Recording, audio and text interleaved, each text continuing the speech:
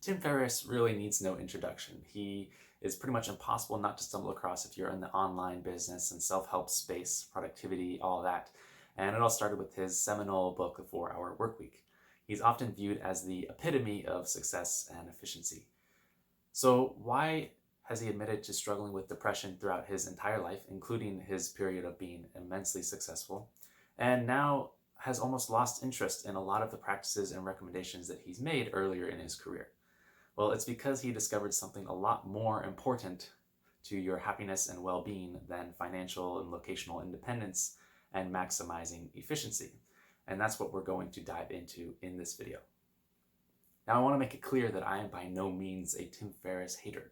I would actually say that I am one of his biggest fans, and his work has truly impacted my life in a positive way. The reason I say I'm one of his biggest fans is because I'm actually in a Tim Ferriss supporters group.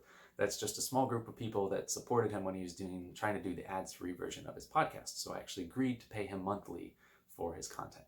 So if that doesn't say that I am a fan of Tim Ferriss, I don't know what does. So I love Tim. This video is simply an effort to spread some of the less talked about lessons that he has learned throughout his incredible and extensive experience and unusual life experience and lifestyles, and to try to share those lessons with other people so that they don't have to go through the same mistakes that he did and how he is trying to warn other people about. So I love Tim. This is a work done out of love, and I apologize if I misquote or misrepresent anything that he said. So to kick things off, what were Tim's old pillars of success? Well, we can pretty much find this out by looking at his books, right? It starts with the 4-Hour Workweek. What is that about? Well, it's about maximizing output per hour, but it also pretty much tells you that the path towards success is become locationally independent, find a muse, a cash flowing business that you can run online and outsource, and travel the world, learn new skills, etc., etc. Then it goes on to the 4-Hour Body, which I've also read, and it talks about how to optimize your physical health and your fitness and your body. Then it goes on to 4-Hour Chef, which is all about accelerated learning, which I admit is the one I haven't read. And then there's Tribe of Mentors and Tools of Titans, which are just an accumulation basically of all of his notes on high class and world performers. Now, if I were to try to describe his content in 3 words, the words I would use were practical, efficient, and externally focused. And that last word is especially important, externally focused. What do I mean by that? Well, if you look at his life, he saw that the path to success and happiness was one of improving his external world, whether it be financial and locational independence, traveling the world, having peak experiences, learning new skills, gaining a mass social media following, and basically just making a shit ton of money. He really nailed all the check boxes that we socially say are the path to success and everything you need to do to be successful and therefore happy, right? So if he pretty much checks every single box that we expect a successful person to have and therefore a happy person, how is it that he struggled with depression throughout all of this? All of his peak experiences, all of his fame, all of his traveling. How could someone that's doing all that be depressed? Now, I'm not going to speculate here. I'm actually going to quote directly from an article that was recently written about Tim in July of 2020 with GQ magazine, I believe. And this is what Tim says. It doesn't matter how much money you have. It doesn't matter how effective or efficient you are. It doesn't matter what type of fancy toys you collect. It doesn't matter how hot your significant other is. If your inner world, your internal monologue or dialogue is that of anger or depression or despair or frustration or sadness the majority of the time.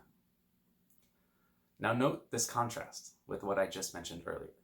The external, all the toys, all the significant other, the money, the fame, none of that crap matters if you don't have the internal, which is self-awareness, emotional intelligence, your inner dialogue with yourself, how you treat yourself. This is coming straight from Tim. This is not me. The external, all that stuff does not matter worth shit if the internal is not figured out. Now he goes on from this to talk about his personal experiences, and I'm also going to quote here again. Certainly in the beginning, you might think that money is the answer. After that, you might think that more time is the answer. After that, you might think, I simply need to care more for the physical vehicle, or I want to learn more. Then it's really just about acquiring skills. Maybe they're productive skills, or maybe they're just for fun. And then, at some point, you have to sit in a room and be able to live with yourself. At the end of the day, you would want to be able to sit with yourself and not suffer. If you've checked some of those boxes I just described and you're still suffering, that says to me that something has been missed. Certainly, I found myself, after checking a lot of those boxes, still suffering. It doesn't mean that you have to go through that process in that order. In fact, it's much more helpful to dedicate part of your practice and your energies to viewing the psycho-emotional health as a foundation for everything else, and paying more attention to that from the very beginning. And that ending point is my ultimate point with all of this. As a young person, 21-year-old, we don't have to wait. If you are also young and you're towards the beginning of the career, you don't have to go through that whole cycle of pursuing everything that everyone else tells you to pursue, realizing that it's not that important, and then starting to work on the inner stuff. You can do them both at the same time, and I truly think that that is the best route. The best way to do so is to work on the achievement and the self-acceptance and love at the same time. Now, what does working on that self-acceptance and self-love look like? Well, it involves the F word. I know, feelings. It sucks. I wish it weren't so, but it is, guys and girls. Girls probably have a little easier time dealing with this. Us guys, we don't like to think about it. But Tim actually recommends a specific practice in his, of course, usual style of practicality. He recommends that every night before you go to bed and when you wake up the next morning, check in with yourself. Check in how you are actually feeling. How easy is it for you to fall asleep? What do you feel like when you wake up the next morning? Are you anxious about the day ahead? Are you scared? Are you afraid? Are you thinking about other things and you're just stressed out? If so, then you're probably doing something wrong. Something is missing. And this process of feeling how you feel is also not a rational one. It's not an analysis. You're not measuring it. Because as he also says, and I quote, "Not everything that is meaningful can be measured." Now, this is not as fun as all of his other stuff, right? All of his other stuff is a formula. It's practical. You follow it step by step. And we like to think that the path to success and happiness and all these things that we want are just a formula. There's something that can be measured and put together and analyzed and built. I know I like it that way. I like to know the answer and the path and just execute on the path.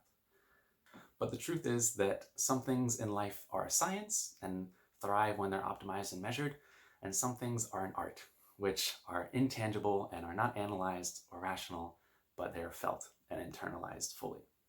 Now, if you've been following Tim recently, you will know that he is increasingly becoming more and more involved with psychedelics, both in vocalizing them, showing support for them, donating, and really just helping move the movement forward.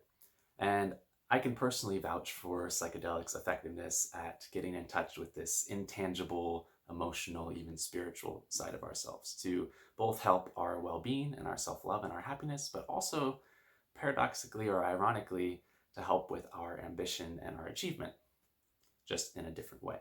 And I actually did an entire video talking about how mushrooms have made me a happier and better entrepreneur, which you can check out on my channel. And that's it.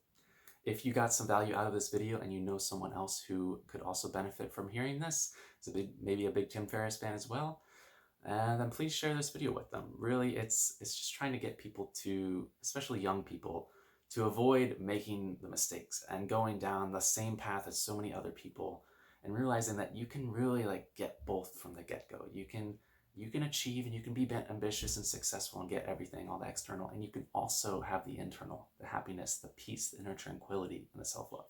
You can have them both at the same time, and that's what I'm really trying to help spread and accomplish with this video. So thank you very much for watching. Please check out my channel if you like this kind of content. It's around practical philosophy, self-awareness, happiness, all these things. And please check that out if you're interested, and I will see you next time. Thank you very much for watching, and take care.